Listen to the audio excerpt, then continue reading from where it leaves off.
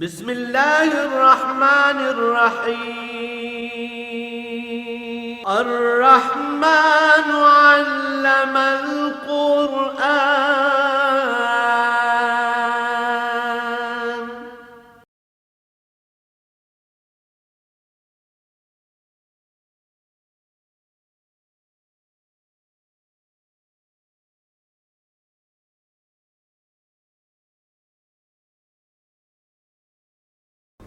الحمد للہ رب العالمین والصلاة والسلام علی حبیبہ محمد وآلہ وصحبہ۔ اعوذ باللہ من الشیطان الرجیم، بسم اللہ الرحمن الرحیم۔ وَيَدْعُ الْإِنسَانُ بِالشَّرِّ دُعَاءَهُ بِالْخَيْرِ وَكَانَ الْإِنسَانُ عَجُولًا۔ وَجَعَلْنَا اللَّيْلَ وَالنَّهَارَ آيَاتَيْنِ فَمَحَوْنَا آيَةَ اللَّيْلِ وَجَعَلْنَا آيَةَ النَّهَارِ مُبْصِرَةً لِتَبْتَغُوا فَضْلًا مِّن رَّبِّكُمْ وَلِتَعْلَمُوا عَدَدَ السِّنِينَ وَالْحِسَابَ وَكُلَّ شَيْءٍ فَصَّلْنَاهُ تَفْصِيلًا۔ وَكُلَّ إِنسَانٍ أَلْزَمْنَاهُ طَائِرَهُ فِي عُنُقِهِ وَنُخْرِجُهُ يَوْمَ الْقِيَامَةِ كِتَابًا يَلْقَاهُ مَنشُورًا۔ اقرأ کتابک کفیٰ بنفسک اليوم علیک حسیبا۔ من اہتدی فانما یہتدی لنفسہ ومن ضل فانما یضل علیہا ولا تزر وازرۃ وزر اخری وما کنا معذبین حتی نبعث رسولا واذا اردنا ان نہلک قریۃ امرنا مترفیہا ففسقوا فیہا فحق علیہا القول فدمرناہا تدمیرا۔ وَكَمْ أَهْلَكْنَا مِنَ الْقُرُونِ مِنْ بَعْدِ نُوحٍ وَكَفَىٰ بِرَبِّكَ بِذُنُوبِ عِبَادِهِ خَبِيرًا بَصِيرًا۔ مَنْ كَانَ يُرِيدُ الْعَاجِلَةَ عَجَّلْنَا لَهُ فِيهَا مَا نَشَاءُ لِمَنْ نُرِيدُ ثُمَّ جَعَلْنَا لَهُ جَهَنَّمَ يَصْلَاهَا مَذْمُومًا مَدْحُورًا۔ وَمَنْ أَرَادَ الْآخِرَةَ وَسَعَىٰ لَهَا سَعْيَهَا وَهُوَ مُؤْمِنٌ فَأُولَٰئِكَ كَانَ سَعْيُهُمْ مَشْكُورًا۔ وَكُلًّا نُمِدُّ هَٰؤُلَاءِ وَهَٰؤُلَاءِ مِنْ عَطَاءِ رَبِّكَ مَا كَانَ عَطَاءُ رَبِّكَ مَحْظُورًا۔ انظُرْ كَيْفَ فَضَّلْنَا بَعْضَهُمْ عَلَىٰ بَعْضٍ وَلَلْآخِرَةُ أَكْبَرُ دَرَجَاتٍ وَأَكْبَرُ تَفْضِيلًا۔ لَا تَجْعَلْ مَعَ اللَّهِ إِلَٰهًا آخَرَ فَتَقْعُدَ مَذْمُومًا مَخْذُولًا۔ اللهم سبحانك لا علم لنا إلا ما علمتنا إنك أنت العليم الحكيم۔ مولاي صل وسلم دائما أبدا على حبيبك خير الخلق كلهم۔ وَيَدْعُ الْإِنسَانُ بِالشَّرِّ دُعَاءَهُ بِالْخَيْرِ۔ فرمایا انسانی مزاج بھی عجیب ہے، یہ کبھی جس طرح بھلائی چاہتا ہے، خیر مانگتا ہے، اپنی بہتری کے لیے دعائیں کرتا ہے، تو کبھی بھڑک اٹھتا ہے اور اپنی برائی کے لیے بھی اسی طرح دعا، اپنی بربادی کے لیے دعائیں کرنے لگ جاتا ہے۔ ذرا سا کسی پر خفا ہوتا ہے تو بد دعائیں کرنے لگ جاتا ہے، اپنے نقصان کے لیے دعائیں کرنے لگ جاتا ہے۔ اس لیے کہ انسان طبعی طور پر جلد باز ہے۔ یہ بھی عجیب انسانی مزاج ہے کہ اپنے آپ کو بد دعائیں دینے لگ جاتا ہے، اپنے مال مویشیوں کو بد دعائیں دینے لگ جاتا ہے، اپنی اولاد کو بد دعائیں دینے لگ جاتا ہے، اور پھر جب ایسا ہو جائے تو پھر کف افسوس ملنے لگتا ہے اور پھر دکھی ہو جاتا ہے۔ تو فرمایا جلد بازی میں فیصلے نہیں کرنے چاہیے۔ کوئی بھی بات ہے، سب سے پہلی بات یہ ہے کہ کسی بھی کام کی شرعی حیثیت کو دیکھا جائے اور جس طرح سے وہ جائز ہے، حلال ہے، وہ چیز طلب کی جائے، اپنے نفع نقصان کو دیکھا جائے، اپنی بھلائی اور اپنی برائی میں تمیز کی جائے، اور دعا اللہ کریم کی بارگاہ میں گزارش کرنے کی بات ہے۔ تو جب کوئی اللہ کی بارگاہ میں ہاتھ اٹھاتا ہے تو اسے تو بکامی ہوش و حواس بات کرنی چاہیے۔ تو ایسی بڑی بارگاہ ہے کہ یہاں تو کوتاہی اور سستی جو ہے اس کی کوئی گنجائش نہیں ہے۔ دیکھ کر دعا منہ سے نکالے کہ میں اللہ کی بارگاہ میں درخواست کر رہا ہوں تو ایسی بات نہ کرے جس پر کل اسے پچھتانا پڑے۔ لیکن فرمایا وَقَانَ الْإِنسَانُ عَجُولًا، انسان جلد باز ہے، حقائق کو بھول جاتا ہے، آداب اور قواعد کو بھول جاتا ہے، اور جوش جذبات میں جو منہ میں آئے کہہ دیتا ہے۔ یہ تو اللہ کریم ہے جو معاف اور فرماتے رہتے ہیں، درگزر فرماتے رہتے ہیں، انسان کو اس کی بے پناہ گناہوں، خطاؤں، برائیوں سے بچاتے رہتے ہیں اور ان کے ثمرات سے بچاتے رہتے ہیں۔ ورنہ انسان تو جذبات میں آ کر اپنا بھلا برا بھی نہیں سوچتا۔ وَجَعَلْنَا اللَّيْلَ وَالنَّهَارَ آیَاتَيْنِ، انسان یہ نہیں دیکھتا کہ اس کی زندگی جو بسر ہو رہی ہے اس میں شب و روز کس نے بنا دی، کیسی عجیب عظمت الہی کی نشانیاں ہیں۔ اگر رات نہ ہوتی، دن ہی دن ہوتا تو انسانی زندگی برباد ہو جاتی، اس کی کوئی صورت نہ بنتی، کوئی سو رہا ہوتا، کوئی جاگ رہا ہوتا، کوئی کام کر رہا ہوتا، کوئی فارغ بیٹھا ہوتا۔ رات بنا دی اس نے، جہاں آتی ہے وہاں سکون آرام کا ماحول پیدا ہو جاتا ہے، لوگ کام کار چھوڑ کے چھٹی کر لیتے ہیں۔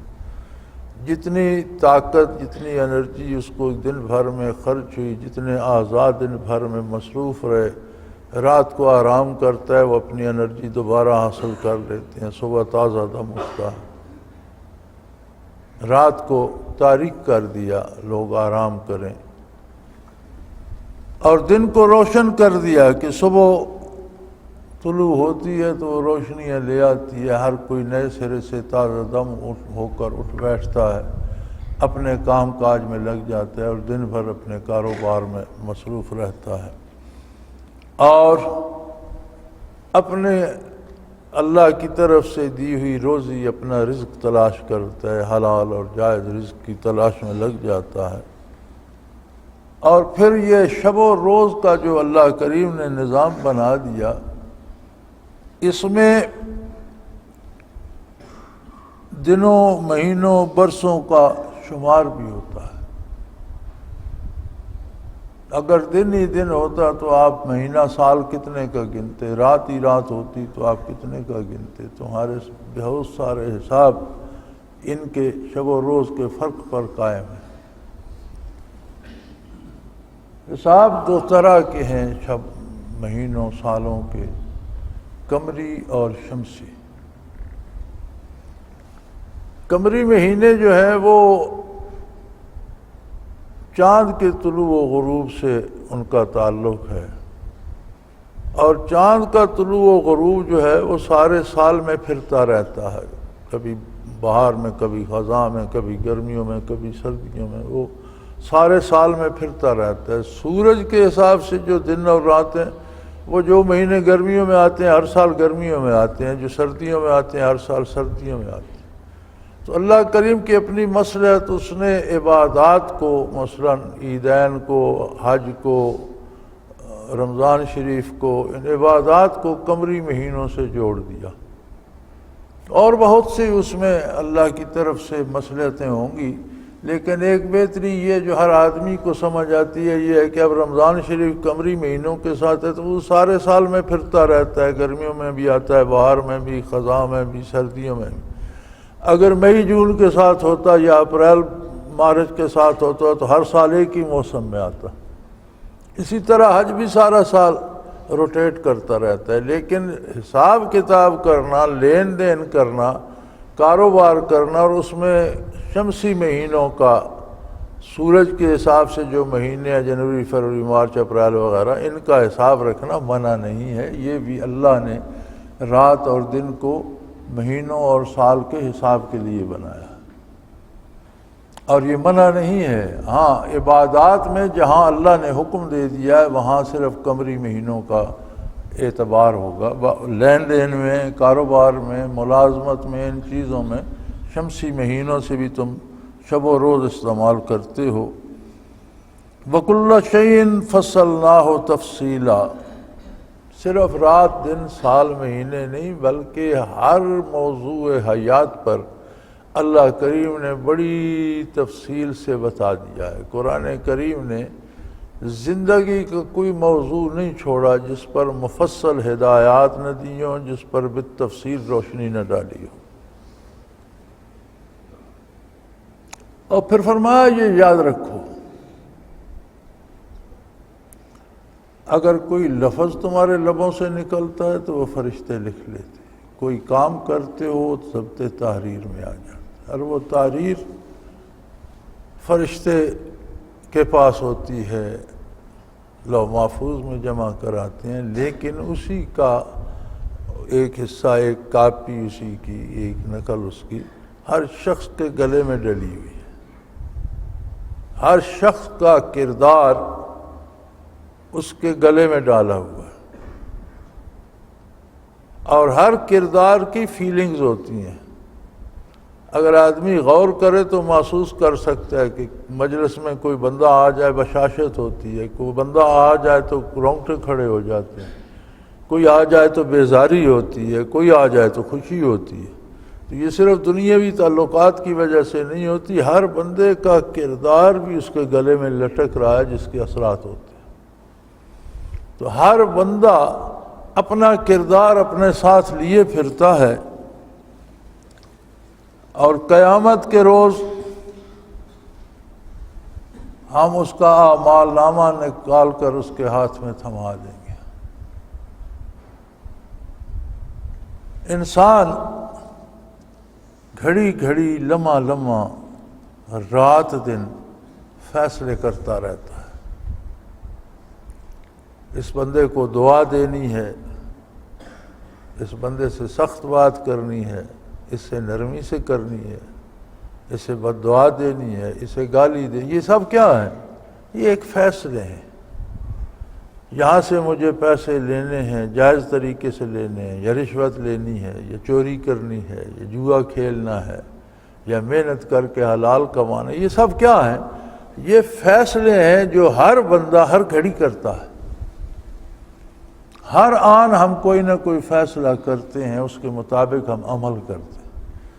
تو فرمایا قیامت کو وہ سارے فیصلے جو بندہ زندگی بھر کرتا رہا اور اس کے اعمال نامے میں لکھے جاتے رہے، اس کے گلے میں لٹکا دیے گئے، قیامت کو ہم اسے نکال کر اس کے ہاتھ میں پکڑا دیں گے اور کہیں گے اقرا کتابک، اپنا اعمال کا دفتر پڑھ لو، اپنے اعمال کی کتاب پڑھ لو۔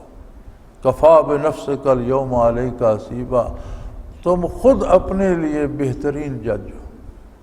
تم نے جو زندگی بھر فیصلے کیے، اگر وہ اطاعت الہی کے زمرے میں آتے ہیں، نیکی کے زمرے میں آتے ہیں، تو آج انہی کے طفیل انعام پاؤ گے، اور اگر وہ اللہ کی نافرمانی کے زمرے میں آتے ہیں اور برائی کے زمرے میں آتے ہیں تو انہی کی وجہ سے سزا پاؤ گے، اور یہ انعام یا سزا تمہارے اپنے فیصلوں کی بنیاد پر تمہیں دیا جا رہا ہے، یعنی تم خود اپنے لیے فیصلے کر رہے ہو۔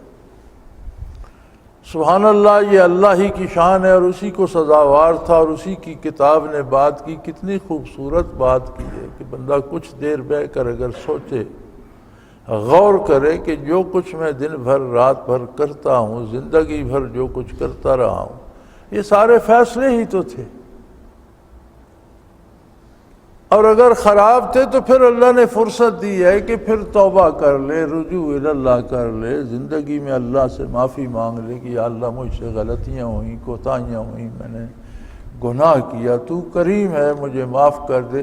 تو اس کی رحمت ہمارے گناہوں سے بہت وسیع ہے، پھر وہ معاف فرما۔ لیکن ساری زندگی کوئی پرواہ ہی نہ کرے، اپنی ہی مرضی سے طے کرتا چلا جائے، تو پھر فرمایا قیامت کو وہ فہرست اس کے گلے سے اتار کر اس کے ہاتھ میں دے دیں گے کہ تم اپنے لیے آپ ہی بہترین قاضی ہو، منصف ہو، جج ہو۔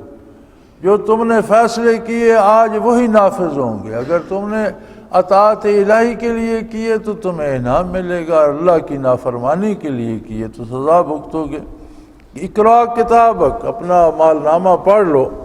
کفا بنفسک الیوم علیک حسیبا، تو اپنا حساب لینے کے لیے خود ہی کافی ہے، کسی دوسرے کو تکلیف کرنے کی ضرورت ہی نہیں، تو نے خود اپنے حق میں فیصلے لکھ دیے۔ اور یاد رکھو من اہتدی فانما یہتدی لنفسہ، اگر کوئی بھلائی کرتا ہے، نیکی کا کام کرتا ہے، سیدھی راہ پہ چلتا ہے، اچھے فیصلے کرتا ہے، تو کسی پر احسان نہیں کرتا، فلنفسہ، اپنے حق میں کرتا ہے۔ اگر کوئی نیکی کرتا ہے تو اسے یہ توقع نہیں رکھنی چاہیے کہ لوگ میرے ہاتھ پہنچوں میں، اگر کوئی بھلائی کرتا ہے تو اسے لوگوں پہ مسلط نہیں ہونا چاہیے، اگر کوئی عبادات کرتا ہے، حلال رزق کھاتا ہے، نیکی الحمدللہ، کسی کو اللہ کی یاد کی توفیق ہے الحمدللہ، لیکن یہ کسی پر احسان نہیں کر رہا۔ کوئی شب زندہ دار ہے، کوئی تہجد گزار ہے، کوئی ذاکر ہے، کوئی اللہ کی کتاب کی تلاوت کرتا ہے، اس میں شب گزار دیتا ہے، تو کسی پر احسان نہیں کر رہا کہ لوگوں سے توقع رکھے کہ وہ میرے ہاتھ پہنچوں میں اور مجھے حضرت صاحب مانے، اس کی ضرورت نہیں ہے۔ وہ جو کچھ کر رہا ہے اپنے لیے کر رہا ہے۔ وَمَنْ ضَلَّ فَإِنَّمَا يَضِلُّ عَلَيْهَا، اور جو گمراہی اختیار کرتا ہے اور برائی کرتا ہے، گناہ کرتا ہے، اللہ کی نافرمانی کرتا ہے، وہ کسی کا کچھ نہیں بگاڑ رہا، وہ اپنے ساتھ زیادتی کر رہا ہے، وہ اسے خود بھگتنی پڑے گی۔ جتنی برائی کرے گا، جتنی خطا کرے گا، اتنا اسے بھگتنا پڑے گی، وہ کسی کا کچھ نہیں بگاڑ رہا۔ اور یاد رکھو وَلَا تَزِرُ وَازِرَةٌ وِزْرَ أُخْرَىٰ، کوئی دوسرا کسی کا بوجھ نہیں اٹھائے۔ ہر ایک کو اپنی آزمائش اتنی کافی ہوگی کہ کوئی کسی کو نہیں پوچھے، ہر ایک اپنے حال میں پھنسا ہوا ہوگا اور اپنی مصیبت بھگت رہا ہوگا۔ سو نیکی کر کے کسی پر احسان نہیں کرتے اور برائی کر کے کسی کا نقصان نہیں کرتے۔ کوئی نیکی کرتا ہے تو اس کا اجر اسے خود نصیب ہوگا، وہ اپنی بہتری کے لیے کرتا ہے، اور کوئی برائی کرتا ہے تو اس کی مصیبت خود اس کے اپنے گلے پڑے گی، وہ دوسرے کا کچھ نہیں بگاڑ رہا، اپنا نقصان کر رہا ہے۔ اور یہ بھی یاد رکھو کوئی دوسرا کسی کا بوجھ نہیں اٹھائے گا۔ یہاں ہم نے رواج بنائے ہوئے ہیں نا کہ سارا سال اللہ کی اطاعت نہیں کرنی، نماز تک ادا نہیں کرنی، لینے دینے میں حلال حرام کی تمیز نہیں کرنی، اور سال میں ایک دفعہ کسی خانقاہ پر جا کر چڑھاوا چڑھائے، کسی پیر صاحب کو نذرانہ دیا یا تبلیغی جماعت کے ساتھ سے روزہ لگائے اور سب کا کفارہ ہو گیا۔ فرمایا اس طرح نہیں ہوگا۔ فلاں کو شرینی دے دی ہے، وہ ہمارے گناہ بخشا دے گا۔ فرمایا کہ ہر ایک کو وہ اپنے بخشائے گا، تمہارے بخشائے گا۔ جن سے تم امیدیں وابستہ کیے بیٹھے ہو انہیں اپنا حساب دینا ہے، تم نے اپنا دینا ہے۔ جتنی جس کی حیثیت ہے، اگر کوئی عالم ہے، واقف ہے دین سے، اور وہ اس کا حساب اور مشکل ہو جائے گا، شاید ان پڑھ کی بجائے اسے زیادہ پرسش ہو کہ تو جانتا تھا یہ برائی ہے کیوں کی۔ تو دوسرے کی وکالت کوئی نہیں کر سکے گا۔ لا تزر وازرۃ وزر اخری، ہر ایک نے اپنا بوجھ خود اٹھانا ہے، لہذا اس پہ نہ رہو، شارٹ کٹ نہ ڈھونڈو، اللہ کے ساتھ معاملہ کھرا اور صاف رکھو۔ وما كنا معذبین حتی نبعث رسولا، اور ہم تب تک عذاب نہیں کرتے جب تک اپنا پیغام اس بندے تک پہنچا نہیں دیتے۔ نبعث رسولہ سے مراد یہ نہیں ہے کہ وہاں اللہ کا رسول ہی مبعوث ہو، بلکہ اللہ کا پیغام پہنچ جاتا ہے، نبی مبعوث ہو جائے الحمدللہ، نبی کے پیروکاروں سے، علماء سے پہنچ جاتا ہے، اور جہاں کوئی عالم بھی نہ پہنچے تو قدرت کا نظام وہاں پہنچا دیتا ہے اللہ کا پیغام۔ کوئی رات دن کو دیکھے، کوئی چیزوں کے بننے بگڑنے کو دیکھے، اس کائنات کے چلنے کو دیکھے، تو کم از کم اسے یہ ماننا پڑتا ہے کہ کوئی ہستی خالق مالک واحد لا شریک ہر چیز پہ قادر ہے جو اس سارے نظام کو چلا دے، اور اس کی نجات کے لیے یہی کافی۔ جہاں نبی کی تعلیمات پہنچ جائیں وہاں ان کو قبول کرنا اور ان پر عمل کرنا ضروری ہو جاتا ہے۔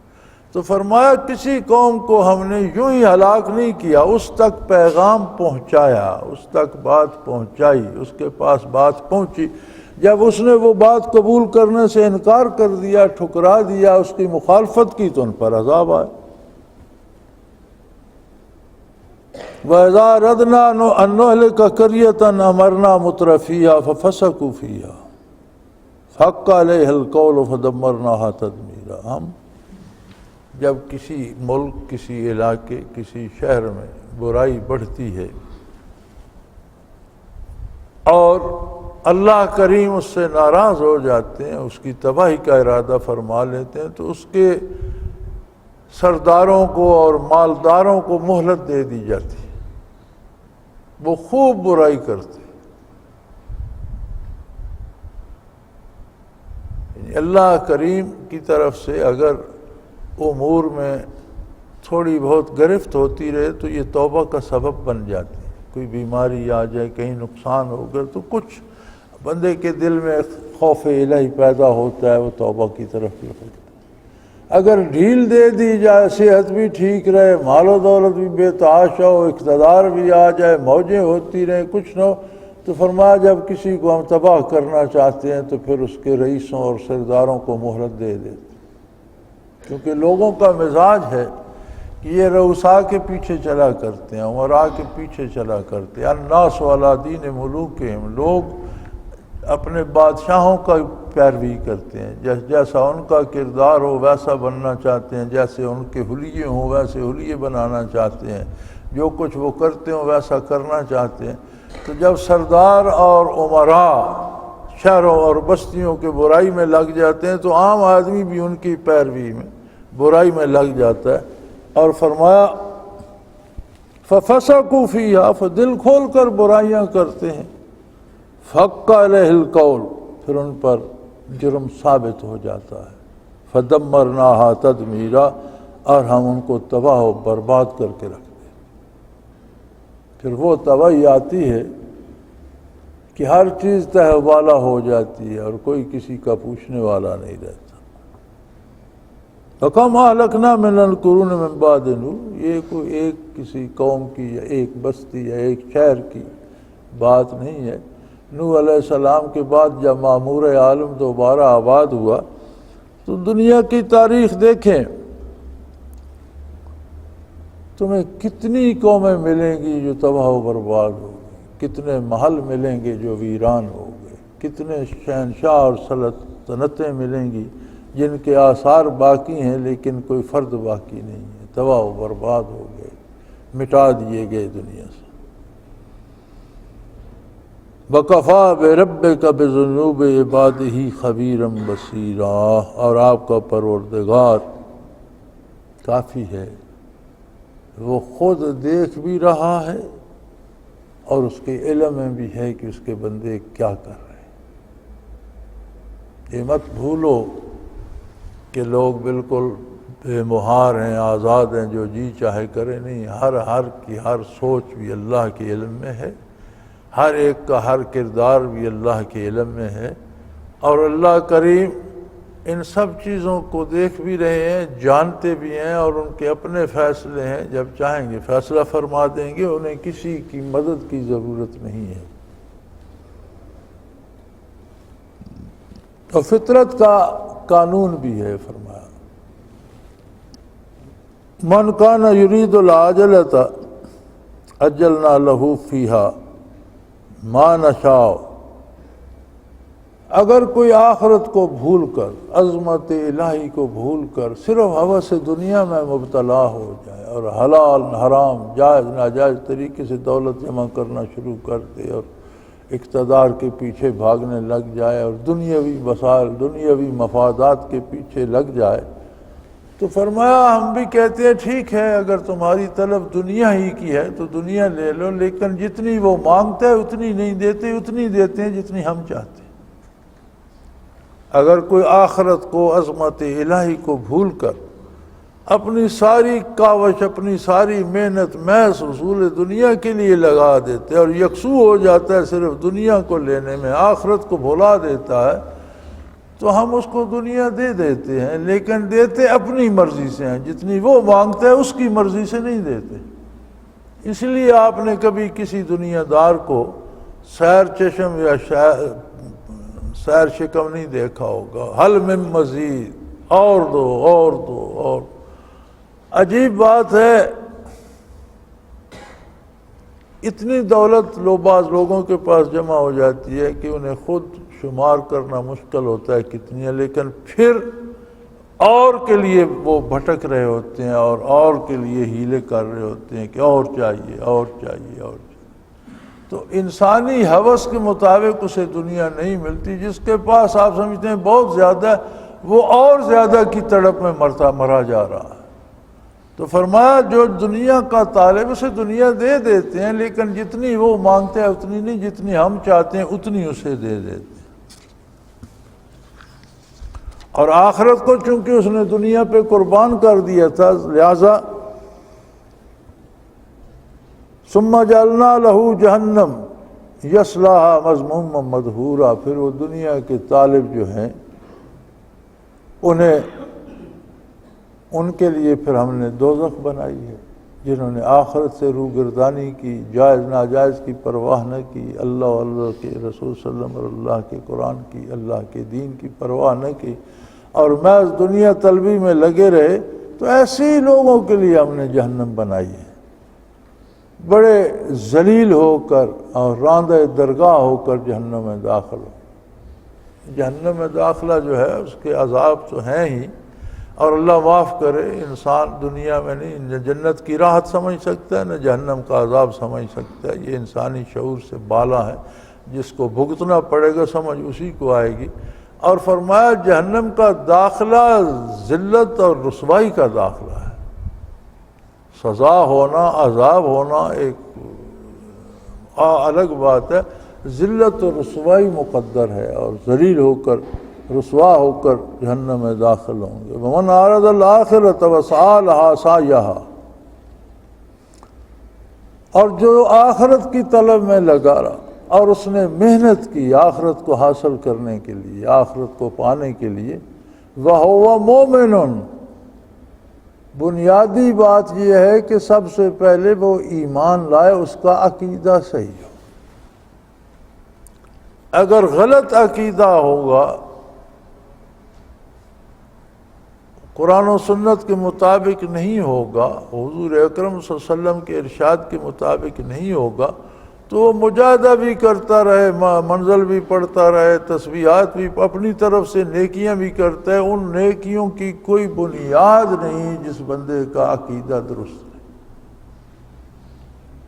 نیکی کی بنیاد ایمان پر اور عقیدے پر ہے، پہلے اپنا عقیدہ صحیح کرے، اور اللہ کریم کو اپنی پسند سے نہ مانے، اللہ کریم کو ایسا مانے جیسا نبی کریم صلی اللہ علیہ وسلم منواتے ہیں، اللہ کی ذات اور اس کی صفات کے بارے جیسے رسول اللہ صلی اللہ علیہ وسلم نے خبر دی ہے ویسا مانے۔ عقیدہ بنیاد ہے، عقیدہ درست ہو اور پھر آخرت کے لیے محنت اور مجاہدہ کرے، تو ہم وَكَانَ سَعْيُهُمْ مَشْكُورًا، ہم اس کی محنت ضائع نہیں جانے دیتے بلکہ اس کا بہترین اجر دیتے۔ دنیا اور آخرت میں فرق یہ ہے کہ دنیا کا طالب ہمیشہ بھوکا رہتا ہے، اسے ہم دنیا دے دیتے ہیں لیکن اتنی نہیں جتنی وہ مانگتا ہے، اتنی دیتے ہیں جتنی ہم چاہتے ہیں۔ اور آخرت کا طالب اپنا صحیح عقیدہ لے کر زندگی بھر آخرت کے لیے محنت کرتا ہے، اسے آخرت ہم اتنی دیتے ہیں جتنی اس کے گمان بھی نہیں، جو مانگ رہا ہے وہ بہت تھوڑی ہے، ہم اسے بہت زیادہ دیتے ہیں، ہم اسے اپنی شان کے مطابق دیتے ہیں۔ یعنی دنیا دار کو دنیا ملتی ہے لیکن اس کی خواہش کے مطابق نہیں، اللہ کی پسند کے مطابق، اور پھر چونکہ آخرت کو چھوڑ چکا تھا، ساری عمر جو ہے وہ جہنم کی وادیوں میں اور برباد ہو کر گزر جائے گی۔ اور جو آخرت کا طالب ہے اسے چاہیے پہلے عقیدہ درست کرے اور عمل حضور کی سنت کے مطابق محنت اور مجاہدہ کرے، تو اتنی اسے توقع نہیں ہوتی جتنی آخرت ہم اسے عطا کر دیں۔ سعی مشکورہ، اس کی محنت کا بہت زیادہ اعزاز کیا جاتا ہے، عزت کی جاتی ہے اور بہت زیادہ عطا کی جاتی ہے۔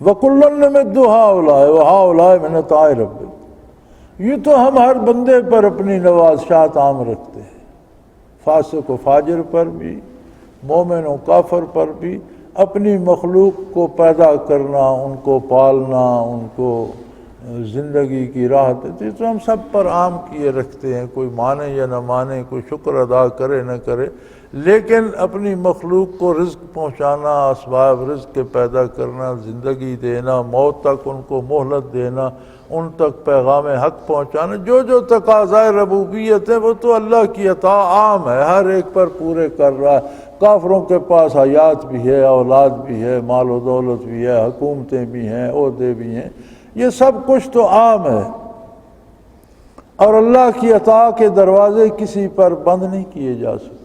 کوئی کسی کا رزق، کسی کی اولاد، کسی کی نعمتیں روک نہیں سکتا۔ اور یہ تو ان لوگوں کو سوچنا چاہیے جو آج کل یہ مسئلہ لیے پھرتے ہوتے ہیں، جی کسی نے میری روزی بند کر دی، کسی نے میری اولاد بند کر دی۔ بھئی اللہ کریم جو دیتا ہے وہ کوئی نہیں روک سکتا، اور جو نہیں دیتا وہ کوئی دلوا بھی نہیں سکتا۔ وہ تو نافرمانوں کو، گستاخوں کو، کافروں کو، جو اسے مانتے بھی نہیں، انہیں بھی رزق بھی دے رہا ہے، اولادیں بھی دے رہا ہے، مال و دولت بھی دے رہا ہے۔ یہ تو اس کی عمومی عطا ہے، اس میں تو ہر کوئی شامل ہے، مومن و کافر، نیک و بد۔ جب رحمت خاص کی بات آئے گی، آخرت کی بات آئے گی، تو صرف وہ حاصل کر سکیں گے جن کا عقیدہ ٹھیک ہوگا، جن کا عمل ٹھیک ہوگا۔ انظر کیف فضلنا بعضهم علی بعض۔ دنیا میں ہی دیکھ لو، ہم نے انسانوں میں کتنے درجات مقرر کر دیے۔ مفلس ہیں، تبنگر ہیں، غریب ہیں، امیر ہیں، حاکم ہیں، محکوم ہیں، بادشاہ ہیں، یہ سارے انسان ہی ہیں۔ اللہ کریم نے معمور عالم کی آبادی کے لیے ان میں درجہ بندی کر دی ہے۔ کوئی عالم ہے، کوئی ان پڑھ ہے، اس کا محتاج ہے، کوئی بادشاہ ہے، کوئی فقیر ہے، کوئی حاکم ہے، کوئی محکوم ہے۔ تو دنیا کے نظام کو چلانے کے لیے ہم نے دنیا میں درجہ بندی کر دی، اور کسی کے بس میں نہیں ہے کہ وہ کسی سے کچھ چھین لے، ہر ایک کو اپنا اپنا حصہ مل رہا ہے۔ اور آخرت کے لیے اکبر درجات و اکبر تفصیلا، آخرت کے درجوں میں بہت بڑے فاصلے ہوں گے، بڑے بڑے مقامات ہوں گے، بڑی بڑی منازل ہوں گی۔ اور جو جہنم میں جائے گا وہ بڑی دور تک ذلت و رسوائی میں بھی جائے گا، یعنی جسے ذلت ہوگی اسے بھی بہت بڑی ہوگی، اور جسے عزت ملے گی اسے بھی بہت بڑے مقامات اور درجات ملیں گے، اور اس بہت بڑے بڑے منازل ہوں گے، یعنی دونوں طرف دنیا کی نسبت بہت کروڑوں گنا زیادتی ہوگی، اور سزا بھی ہوگی تو دنیا کی سزا سے کروڑوں گنا زیادہ ہوگی، اور اگر انعام بھی ہوگا تو دنیا کے اعتبار سے کروڑوں گنا زیادہ ہوگا۔ لیکن ایک بات یاد رکھ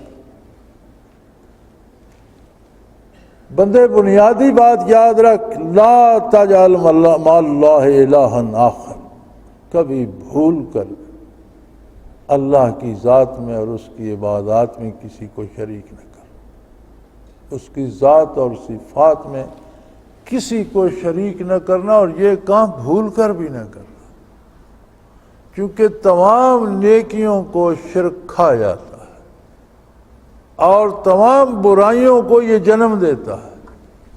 جو شرک کر سکتا ہے وہ ہر برائی کر سکتا ہے، اور جو شرک کرتا ہے اس کی کوئی نیکی مقبول نہیں، وہ نیکی کر ہی نہیں سکتا۔ لہذا کبھی بھول کر بھی لا تجعل مع اللہ الہا، اللہ کے ساتھ کوئی دوسرا معبود بنا نہ لینا، دوسرا تصور نہ کر لینا۔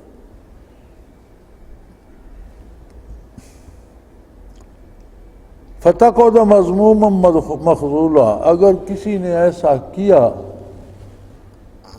تو وہ دیکھے گا کہ بدحال اور خالی ہاتھ ہو کر، بے کس ہو کر بیٹھ رہے گا، اس کے پلے کچھ نہیں پڑے گا۔ جن کاموں کو وہ نیکیاں سمجھ رہا تھا وہ بھی شاید برائیاں ثابت ہوں، کیونکہ اللہ کی رضا کے لیے تو نہیں تھی، اللہ کے ساتھ اس نے کسی اور کو شریک کر لیا، کسی اور کی خوشنودی شامل ہو گئی، اور یہ شرک اتنی بڑی بیماری ہے کہ یہ کسی چیز کو باقی نہیں چھوڑتا۔ وَقَضَىٰ رَبُّكَ أَلَّا تَعْبُدُوا إِلَّا إِيَّاهُ، اور یہ تو اللہ نے، تیرے پروردگار نے، معبود برحق نے یہ طے کر دیا ہے کہ اللہ تعبدوا الا اياه، کہ اس کے سوا کسی کی عبادت نہ کی جائے، کسی سے امید نہ وابستہ کی جائے، کسی کے ڈر سے کچھ نہ کیا جائے، اپنی ساری امیدیں اس کی ذات سے وابستہ رکھو۔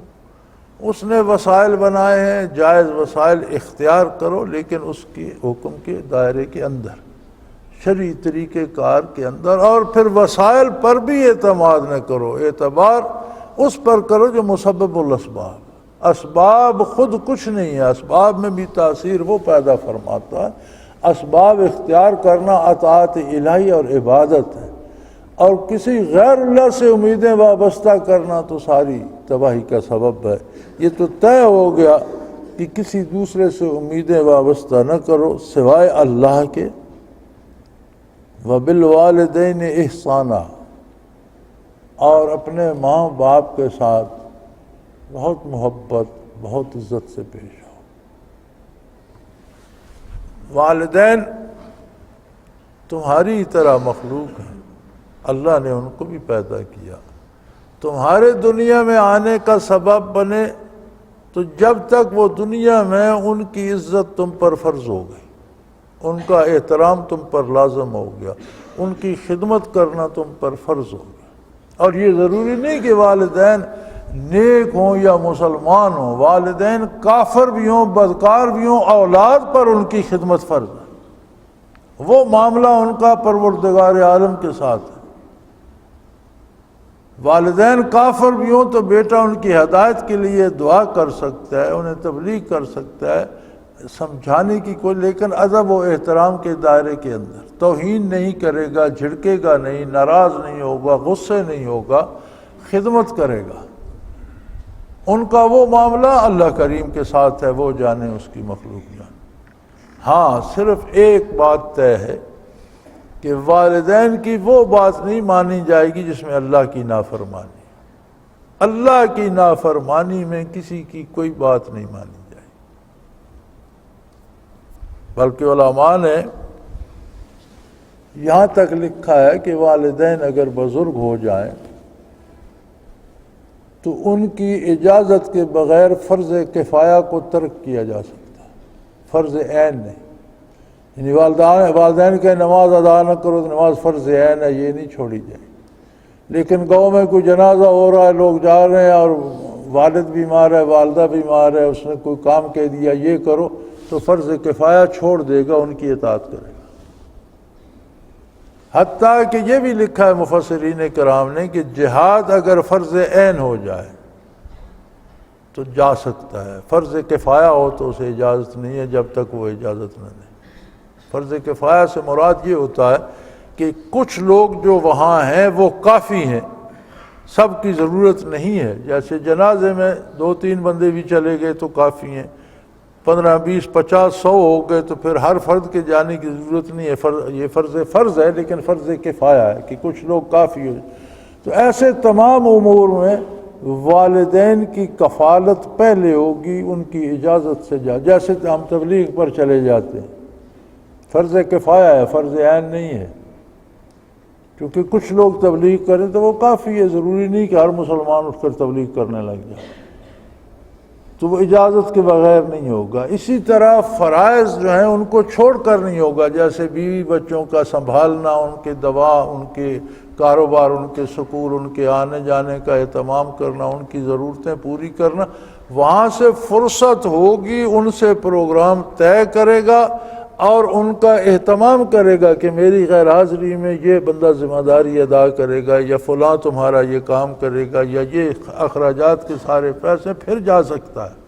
اور یوں ہی ذمہ داریاں چھوڑ کر بھاگ جانا یہ درست نہیں ہے، بلکہ لوگ تو یہ کہہ دیتے ہیں نا جی میں تو اللہ کے کام کی جا رہا ہوں، یہ اللہ کرے گا۔ یہ اللہ نے تمہارے نکاح میں دی، تم نے اللہ کے نام پر نکاح کیا، اللہ نے تمہیں اولاد دی، اس کی تربیت اللہ نے تم پر فرض کی، تم پھر کل کہہ دو گے کہ میں تو اللہ کا کام کر رہا ہوں، میری نمازیں اللہ خود پڑھے؟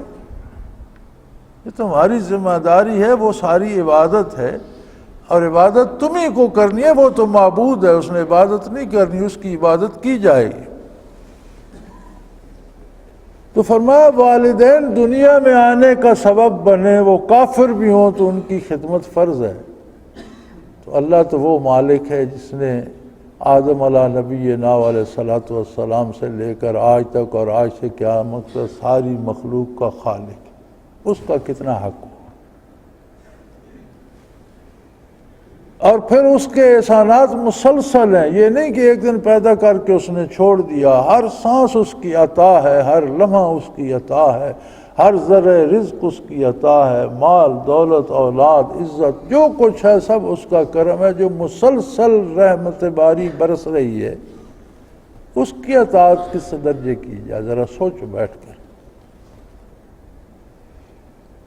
اما یبلغن عندک الکبر احدہما او کلاہما فلا تقل لہما اف ولا تنہرہما وقل لہما قولا کریما۔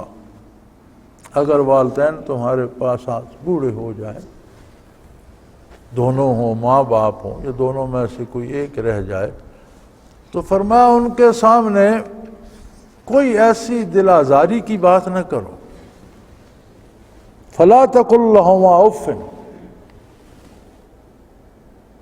عربی میں ایک محاورہ تھا کہ لوگ جب کسی سے خفا ہوتے، ناراض ہوتے تو کہتے افن لکا، افن لکا، تم پر اف ہو۔ فرمایا خبردار والدین کے سامنے کبھی ایسا نہ کہنا کہ میں تم سے بیزار ہوں، نہ، ان کا ادب پیش نظر رکھنا، ولا تنہرہما، اور کبھی کوئی ایسی بات نہ کرو جس میں جھڑک ہو، وہ غلط کر رہے ہیں یا صحیح کر رہے ہیں، اس کا جواب انہوں نے اللہ کو دینا۔ تم ان کے ایڈمنسٹریٹر یا حکمران نہیں ہو، تم والدین پر حکم نہیں چلا سکتے۔ کوئی ایسی بات زبان سے نہ نکالنا جس میں جھڑکی ہو۔ وَقُلْ لَهُمَا قَوْلًا كَرِيمًا، اور ان سے جب بھی بات کرو محبت سے بات کرو، پیار سے بات کرو۔ حتیٰ کہ ایک شخص نے بارگاہ رسالت پناہی میں عرض کی، یا رسول اللہ، میرے والد میرا مال اٹھا لیتے ہیں، میں بڑی مشکل سے پیسہ کما کر لاتا ہوں، وہ اٹھا کر کسی کو دے دیتے ہیں، کہیں خرچ کر دیتے ہیں، مجھے بتاتے بھی نہیں، مجھ سے پوچھتے بھی نہیں۔ تو حضور اکرم صلی اللہ علیہ وسلم نے فرمایا انت و مالو کا ابی لابی کا، او کما قال رسول اللہ صلی اللہ علیہ وسلم، کہ تم مال کی بات کر رہے ہو، تمہاری جان بھی اس کی ملکیت ہے، تم اور تمہارا مال تم والد کی ملکیت ہو۔ اگر باپ بیٹے کا مال خرچ کر دیتا ہے تو اسے پوچھنے کی ضرورت ہے۔ سو فرمایا ان سے پیار سے بات کرو، محبت سے بات کرو، عزت و احترام سے بات کرو۔ وَاخْفِضْ لَهُمَا جَنَاحَ الذُّلِّ مِنَ الرَّحْمَةِ، ہمیشہ ان کے سامنے جھک کر رہو، پیار کے انداز میں رہو، عزت و احترام کے انداز میں رہو، اور ان کے لیے دعا کیا کرو، والدین کے لیے خاص دعا کیا کرو، اللہ ان پر اس طرح رحم فرما جس طرح بچپن میں پیار سے انہوں نے مجھے پالا تھا۔ جب میں کسی قابل نہیں تھا، یہ راتوں کو جاگتے رہے، مجھے سلاتے رہے، خود بھوکے رہے، مجھے کھلاتے رہے، میری تربیت کی، مجھے پالا پوسا، مجھے جوان بنایا، تو بھی ان پر رحم فرما، ان کی کوتاہیاں معاف فرما، ان کے گناہ معاف فرما، ان کو اپنی رحمت میں جگہ دے۔ ربکم اعلم بما فی نفوسکم، اور یہ یاد رکھو اللہ کے ہاں مکاری نہیں چلتی، اللہ کے ساتھ ایکٹنگ نہیں ہو سکتی کہ تمہارے دل میں کچھ ہو اور بظاہر کچھ دکھاؤ، اس طرح نہیں ہو سکتا۔ اس لیے تو تمہارا پروردگار جو کچھ تمہارے اندرون دل ہے اس سے بھی واقف ہے، وہ جانتا ہے۔ اور اگر تم نیکی کرو گے تو بے شک وہ رجوع کرنے والوں پر اپنی مغفرت نچھاور کرتا ہے، اور ان سے ان کی خطائیں اور کوتاہیاں معاف فرما دیتا ہے۔ اگر تم نیکی کرو گے، اپنے والدین کی خدمت کرو گے، تو وہ بھی تمہیں دعائیں دیں گے، لوگ بھی تمہیں اچھا کہیں گے، اور اللہ بھی تمہارے گناہ معاف فرمائے گا۔ لیکن خلوص دل سے ہو، جو کچھ ہو وہ دل کی گہرائی سے ہو، ایکٹنگ نہ ہو، دکھاوا نہ ہو، بلکہ سچ مچ ہو۔ لہذا والدین کی خدمت فرض ہے۔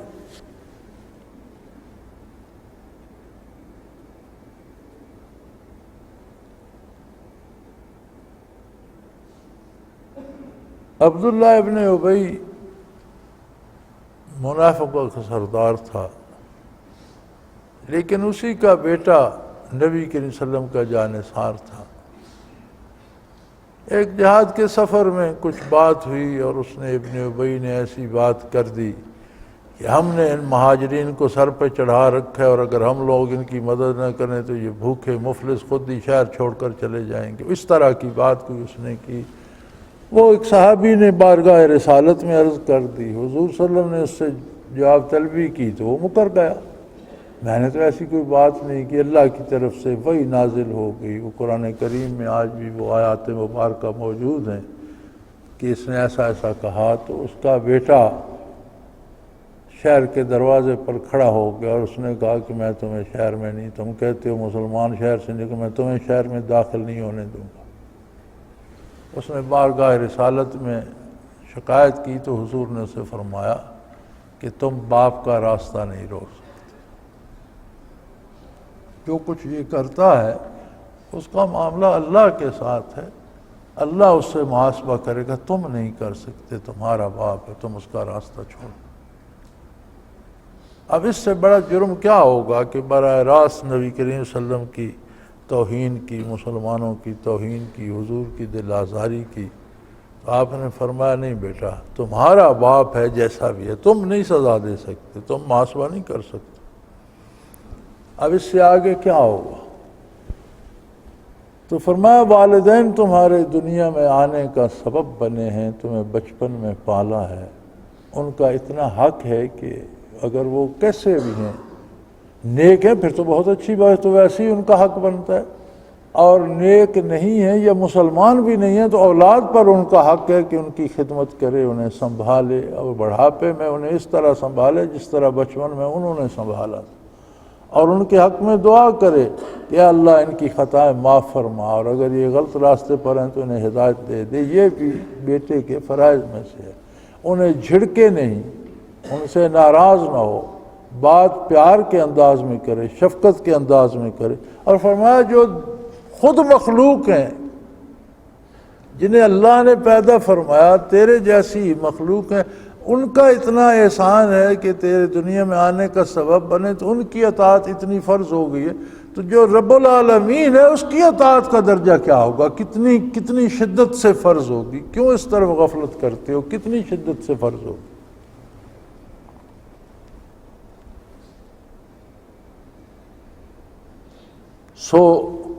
ان تکونوا صالحین، اگر تم نیکی کرو گے، فإنہ کان للأوابین غفورا، تو توبہ کرنے والے اور رجوع کرنے والوں کے لیے اس کی مغفرت بہت وسیع ہے۔